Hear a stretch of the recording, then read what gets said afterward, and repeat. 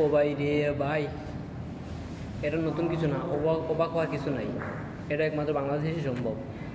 দেখেন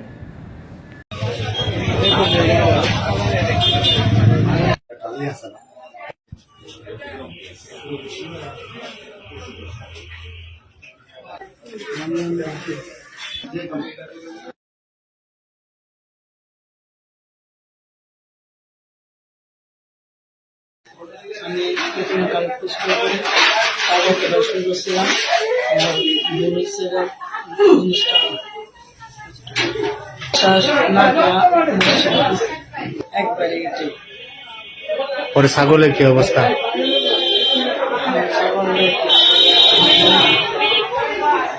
ছাগলকে এরকম করলা কেন? হ্যাঁ,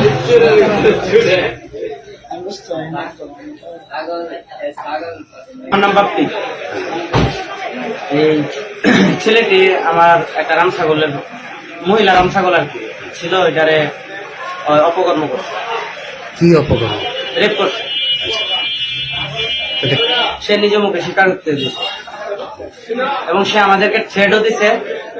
রাস্তা দিয়ে যখন যায় তখন বলে যে ওরে মানে অনেক কিছু করে নেবো, এগুলো আমার মুখে আনা সম্ভব না, খুব বাজে ভাবে।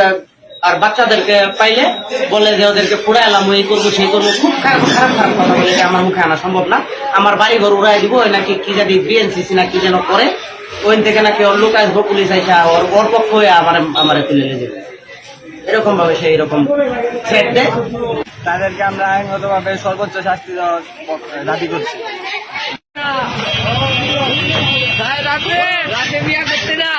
ভিডিওটি ভালো লাগলে শেয়ার করতে ভুলবেন না, শেয়ার অপশন কিন্তু আপনার পাশেই আছে। ধন্যবাদ।